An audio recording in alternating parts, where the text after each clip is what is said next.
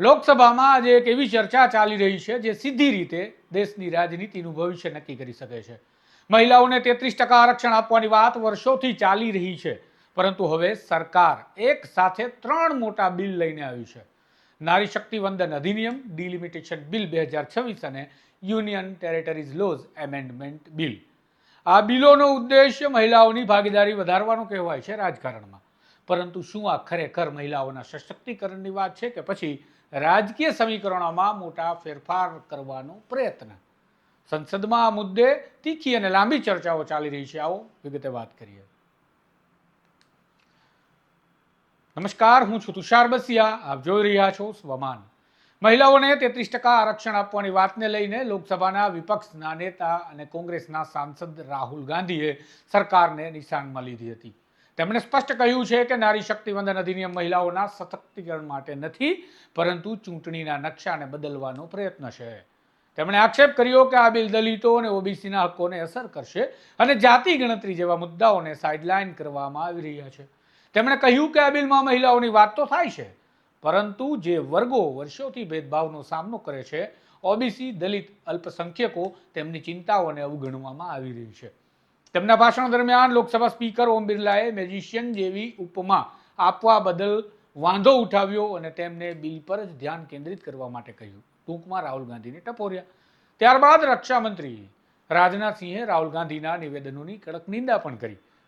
વડાપ્રધાન નરેન્દ્ર મોદી પર થયેલા આ શાબ્દિક હુમલા બદલ માફી માંગવા માટે તેમણે માંગ કરી અને આવા શબ્દોને રેકોર્ડમાંથી કાઢી નાખવાની પણ તેમણે માગણી મૂકી. સંસદીય કાર્યમંત્રી કિરણ રિજ્જુએ પણ આ નિવેદનોને અસંસદીય ગણાવીને નિયમો મુજબ બોલવાની સલાહ આપી.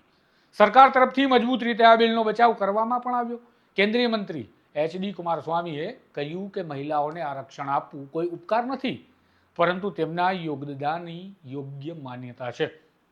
તેમણે કહ્યું કે સ્વતંત્રતાના લગભગ 75 વર્ષ બાદ આ એક ઐતિહાસિક પગલું લેવાઈ રહ્યું છે, જે લોકસભા અને વિધાનસભામાં મહિલાઓને યોગ્ય સ્થાન આપશે. તેમણે વડાપ્રધાન નરેન્દ્ર મોદીના નેતૃત્વ હેઠળ ભારતમાં ચાલી રહેલા પરિવર્તનનો ઉલ્લેખ કર્યો અને કહ્યું કે વિશ્વ આજે ભારતને નવી દ્રષ્ટિએ જોઈ રહ્યું છે. ભાજપ સાંસદ સંધ્યા રાયે આ બિલને માત્ર કાયદો નહીં, પરંતુ મહિલાઓના ગૌરવ અને અધિકારોનું પ્રતીક ગણાવ્યું અને વડાપ્રધાન મોદીને આ માટે શ્રેય આપ્યો.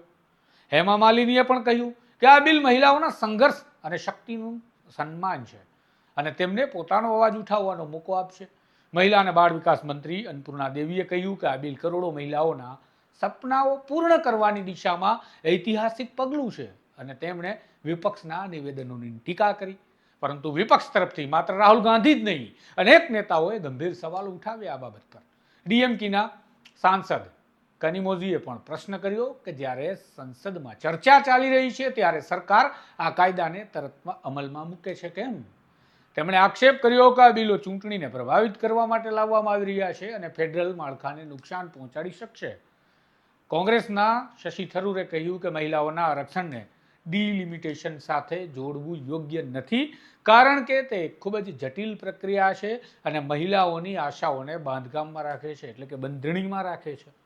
તેમણે ડિલિમિટેશનને રાજકીય શક્તિમાં મોટા ફેરફાર તરીકે ગણાવ્યું. વાયએસઆરસીપીના પીવી મિથુન રેડ્ડીએ કહ્યું કે ડિલિમિટેશન દેશ નિર્માણ માટે હોવું જોઈએ, વિરોધ પક્ષને દબાવવા માટે નહીં. ટીએમસીના કલ્યાણ બેનર્જીએ ખાસ સત્રની જરૂરિયાત પર સવાલ ઉઠાવ્યો અને કહ્યું હતું કે હાલની લોકસભાની ક્ષમતા પર જ આરક્ષણ લાગુ થવું જોઈએ.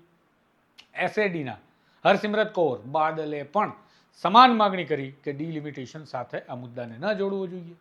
સમાજવાદી પાર્ટીના ડિમ્પલ યાદવે મહિલાઓને ન્યાય આપવો હોય તો શિક્ષણ પર ધ્યાન આપવું જોઈએ એવું કહ્યું અને ઉત્તર પ્રદેશમાં શાળાઓ બંધ થવા અંગે સવાલો પેદા કર્યા. આ ચર્ચામાં અન્ય પક્ષોએ પણ પોતાના મંતવ્ય રજૂ કર્યા હતા, જેમાં ટીડીપીના લાવુ શ્રીકૃષ્ણ દેવરાયાલુએ બિલનું સમર્થન કરતા એવું કહ્યું હતું કે ગૃહમંત્રી અમિત શાહ પહેલાથી જ સ્પષ્ટ કરી ચૂક્યા છે કે લોકસભાની બેઠકોમાં 50% વધારો કરવામાં આવશે. પંચાયતી રાજ મંત્રી રાજીવ રંજન સિંહે કહ્યું કે સબકા સાથ સબકા વિકાસના વિઝનને પૂર્ણ કરવા માટે આ બિલ જરૂરી છે અને કોંગ્રેસ પર સામાજિક પરિવર્તનનો વિરોધ કરવાનો આરોપ તેમણે મૂક્યો. આરોગ્ય રાજ્યમંત્રી અનુપ્રિયા પટેલે આ ક્ષણને ઐતિહાસિક ક્ષણ ગણાવી અને કહ્યું કે મહિલાઓની ભાગીદારી વધારવી દેશના વિકાસ માટે જરૂરી છે. હવે સમગ્ર ચર્ચાનો સાર એ નીકળે છે કે એક તરફ સરકાર આ બિલને મહિલાઓના સશક્તિકરણ તરફનું ઐતિહાસિક પગલું ગણાવી રહી છે, જ્યારે બીજી તરફ વિપક્ષ તેને રાજકીય હિસાબ કિતાબ અને ડિલિમિટેશનના માધ્યમથી શક્તિના સંતુલનને બદલવાનો પ્રયત્ન કરી રહ્યું છે. સૌથી મોટો સવાલ એ છે કે શું મહિલાઓને 33% આરક્ષણ તરત જ મળી શકશે, કે પછી ડિલિમિટેશન અને જનગણનાની પ્રક્રિયા પૂરી થયા પછી જ આ અમલમાં આવશે? શું આ બિલથી કેટલાક રાજ્યો અથવા વર્ગો પાછળ રહી જશે ખરા? અને શું આ ખરેખર મહિલાઓના સશક્તિકરણ માટે છે, કે પછી રાજકીય વ્યૂહરચનાનો એક મોટો ભાગ? આ બધા સવાલોના જવાબ હજુ મળવાના બાકી છે, પરંતુ એટલું ચોક્કસ છે કે આ ચર્ચા દેશની રાજનીતિમાં એક મોટો વળાંક સાબિત થઈ શકે છે. આવા વિશ્લેષણ માટે સ્વમાનને લાઇક, શેર અને સબસ્ક્રાઇબ કરવાનું ભૂલતા નહીં. નમસ્કાર.